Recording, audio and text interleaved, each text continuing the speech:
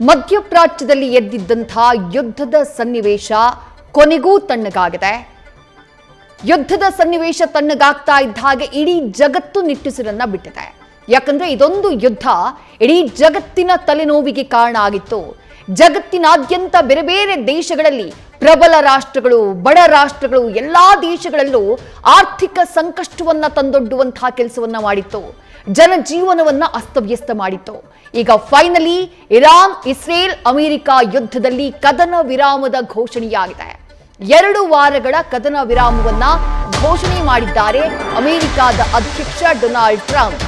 ಇರಾನ್ಗೆ ನಿನ್ನೆ ಸಂಜೆ ಅಂದ್ರೆ ಅಮೆರಿಕದ ಸಮಯದ ಪ್ರಕಾರ ನಿನ್ನೆ ಸಂಜೆ 8 ಗಂಟೆಯವರೆಗೆ ಸಮಯವನ್ನ ಕೊಡಲಾಗಿತ್ತು. ಭಾರತದ ಸಮಯದ ಪ್ರಕಾರ ನೋಡುವುದಾದ್ರೆ ಇವತ್ತು ಬೆಳಗ್ಗೆ 5:30ವರೆಗೂ ಕೂಡ ಡೆಡ್ಲೈನ್ ನ ಕೊಡಲಾಗಿತ್ತು. ಆ ಡೆಡ್ಲೈನ್ ಅವಧಿ ಮುಗಿಯೋ 1 ಗಂಟೆ ಮೊದಲು ಘೋಷಣೆಯನ್ನ ಮಾಡಲಾಗಿದೆ. ಕದನ ವಿರಾಮದ ಘೋಷಣೆಯನ್ನ ಮಾಡಲಾಗಿದೆ. ಮೊದಲಿಗೆ ಕದನ ವಿರಾಮದ ಘೋಷಣೆಯನ್ನ ಮಾಡಿದ್ದು ಅಮೆರಿಕದ ಅಧ್ಯಕ್ಷ. 2 ವಾರಗಳ ಕದನ ವಿರಾಮವನ್ನ ಅನೌನ್ಸ್ ಮಾಡ್ತಾರೆ ಅಮೆರಿಕದ ಅಧ್ಯಕ್ಷ. ಅಮೆರಿಕ ಘೋಷಣೆ ಬೆನ್ನಲ್ಲೇ ಕದನ ವಿರಾಮವನ್ನ ಒಪ್ಪುವಂತಹ ಕೆಲಸವನ್ನ ಇರಾನ್ ಕೂಡ ಮಾಡುತ್ತೆ. ಅಮೆರಿಕ ಘೋಷಣೆ ಮಾಡಿದ ಕೆಲವೇ ನಿಮಿಷಗಳಲ್ಲಿ ಇರಾನ್ ಕೂಡ ಕದನ ವಿರಾಮಕ್ಕೆ ಒಪ್ಪಿಗೆಯನ್ನ ಸೂಚಿಸುತ್ತೆ. ಅಧಿಕೃತವಾಗಿ ತನ್ನ ಒಪ್ಪಿಗೆಯನ್ನ ನೀಡುತ್ತೆ.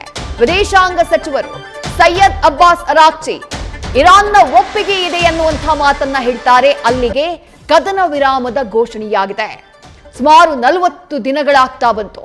2 ರಾಷ್ಟ್ರಗಳ ನಡುವಿನ ಈ ತಿಕ್ಕಾಟ, ಪ್ರತಿಷ್ಠೆಯ ಆಟ ಕದನ ವಿರಾಮಕ್ಕೆ ಒಪ್ಪದೇ ಇದ್ದಂತಹ ಕಾರಣಕ್ಕಾಗಿ ಇಡೀ ಜಗತ್ತು ತಲ್ಲಣ ಆಗಿತ್ತು.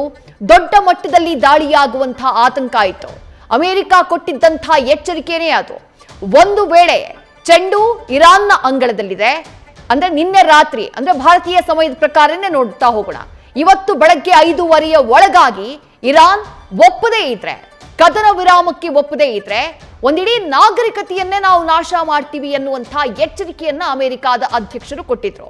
ಆದ್ರೆ ಅದೆಲ್ಲದರ ನಂತರದಲ್ಲಾದಂತಹ ಬೆಳವಣಿಗೆ, ಇಡೀ ಜಗತ್ತು ನಿರೀಕ್ಷೆ ಮಾಡ್ತಾ ಇದ್ದಂತಹ ಬೆಳವಣಿಗೆ, 2 ರಾಷ್ಟ್ರಗಳು ಕದನ ವಿರಾಮಕ್ಕೆ ಒಪ್ಪಿದ್ದಾವೆ.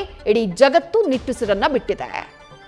ಪಾಕಿಸ್ತಾನದ ಪ್ರಧಾನಿ ಶಹಬಾಜ್ ಶರೀಫ್ ಮತ್ತು ಸೇನಾ ಮುಖ್ಯಸ್ಥ ಫೀಲ್ಡ್ ಮಾರ್ಷಲ್ ಅಸೀಂ ಮುನೀರ್ ಜೊತೆಗಿನ ಮಾತುಕತೆ ಬಳಿಕ ಇರಾನ್ ಮೇಲೆ ವಿಧ್ವಂಸಾತ್ಮಕ ಶಕ್ತಿ ಪ್ರಯೋಗ ಬೇಡ ಅಂತ ಅವರು ಮನವಿ ಮಾಡಿದಂತೆ ಹಾಗೂ ತತ್ಕ್ಷಣ ಸಂಪೂರ್ಣ ಮತ್ತು ಸುರಕ್ಷಿತವಾಗಿ ಹಾರ್ಮುಜ್ ಜಲಸಂಧಿಯನ್ನು ತೆರೆಯೋದಕ್ಕೆ ಇಸ್ಲಾಮಿಕ್ ರಿಪಬ್ಲಿಕ್ ಆಫ್ ಇರಾನ್ ಒಪ್ಪಿಗೆಯ ಮೇರೆಗೆ ಇರಾನ್ನ ಮೇಲೆ 2 ವಾರಗಳ ಕಾಲ ಬಾಂಬ್ ದಾಳಿ ಮಾಡದಂತೆ ವಿರಾಮವನ್ನು ಘೋಷಿಸ್ತಾ ಇದ್ದೇನೆ. ಇದು 2 ಕಡೆಯ ಕದನ ವಿರಾಮವಾಗಿರುತ್ತೆ. ಈ ಕದನ ವಿರಾಮ ಘೋಷಣೆಗೆ ಕಾರಣ ನಾವೀಗಾಗಲೇ ಅಮೆರಿಕದ ಸೇನಾ ಉದ್ದೇಶಗಳನ್ನು ಈಡೇರಿಸಿದ್ದೇವೆ ಮತ್ತು ಇರಾನ್ ಜೊತೆಗೆ ಹಾಗೂ ಮಧ್ಯಪ್ರಾಚ್ಯದಲ್ಲಿ ದೀರ್ಘಕಾಲದ ಶಾಂತಿಯ ಬಗ್ಗೆ ಗಮನ ಹರಿಸ್ತಾ ಇದ್ದೇವೆ. ನಮಗೆ ಇರಾನ್ನಿಂದ 10 ವಿಚಾರಗಳ ಪ್ರಸ್ತಾವನೆಯನ್ನು ಕಳಿಸಿದ್ದು ಇದು ಮಾತುಕತೆ ನಡೆಸೋದಕ್ಕೆ ಸೂಕ್ತ ಅಂತ ಅನಿಸ್ತಾ ಇದೆ. ಈ ಹಿಂದೆ ನಡೆದಿರುವ ಚರ್ಚೆಯ ವಿಷಯಗಳಲ್ಲಿ ಇರಾನ್ ಮತ್ತು ಅಮೆರಿಕ ನಡುವೆ ಒಪ್ಪಂದ ಆಗಿದ್ದು ಈ 2 ವಾರಗಳ ಕದನ ವಿರಾಮ ಇದನ್ನು ಅಂತಿಮಗೊಳಿಸೋದಕ್ಕೆ ನೆರವಾಗುತ್ತೆ. ದೀರ್ಘಕಾಲದ ಈ ಸಂಘರ್ಷ ಮತ್ತು ಸಮಸ್ಯೆ ಪರಿಹಾರದ ಹಂತಕ್ಕೆ ಬಂದಿರೋದಕ್ಕೆ ಅಮೆರಿಕದ ಅಧ್ಯಕ್ಷನಾಗಿ ಮತ್ತು ಮಧ್ಯಪ್ರಾಚ್ಯ ದೇಶಗಳ ಪ್ರತಿನಿಧಿಯಾಗಿ ಇದು ನನಗೆ ಗೌರವನೀಯವಾಗಿದೆ. ಈ ವಿಚಾರವನ್ನ ಗಮನಿಸಿರೋದಕ್ಕೆ ಧನ್ಯವಾದಗಳು. ಯುದ್ಧಕ್ಕಾಗಿ ಹಪಹಪಿಸ್ತಾ ಇದ್ದಂತಹ ಡೊನಾಲ್ಡ್ ಟ್ರಂಪ್ ಫೈನಲಿ ಶತಪ್ರಯತ್ನದ ಬಳಿಕ ಕದನ ವಿರಾಮದ ಘೋಷಣೆಯನ್ನ ಮಾಡುವಲ್ಲಿ ಅಥವಾ ಇರಾನ್ನ ಅದಕ್ಕೊಪ್ಪಿಸುವಲ್ಲಿ ಯಶಸ್ವಿಯಾಗಿದ್ದಾರೆ ಅಂತ ಹೇಳಿದ್ರೆ ತಪ್ಪಾಗ್ಲಿಕ್ಕಿಲ್ಲ.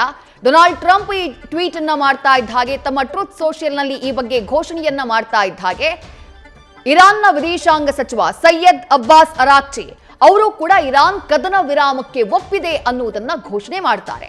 ಅವರು ಮಾಡಿದಂತಹ ಟ್ವೀಟ್ ನಲ್ಲಿ ಏನಿತ್ತು ನೋಡೋಣ ಬನ್ನಿ.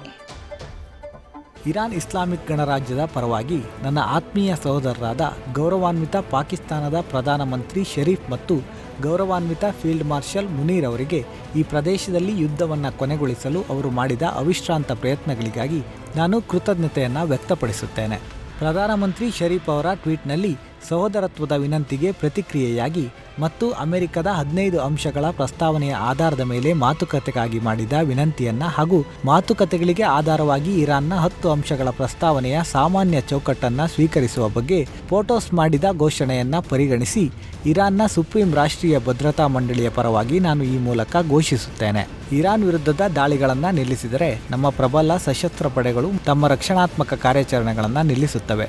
2 ವಾರಗಳ ಅವಧಿಗೆ ಇರಾನ್ನ ಸಶಸ್ತ್ರ ಪಡೆಗಳೊಂದಿಗೆ ಸಮನ್ವಯದ ಮೂಲಕ ಮತ್ತು ತಾಂತ್ರಿಕ ಮಿತಿಗಳನ್ನು ಸರಿಯಾಗಿ ಪರಿಗಣಿಸಿ ಹಾರ್ಮುಜ್ ಜಲಸಂಧಿಯ ಮೂಲಕ ಸುರಕ್ಷಿತ ಮಾರ್ಗವು ಸಾಧ್ಯವಾಗುತ್ತದೆ. ನ್ಯೂಸ್ ಫಸ್ಟ್ ನಿರ್ಭೀತಿಯಿಂದ ನಿಮ್ಮ ಪರವಾಗಿ.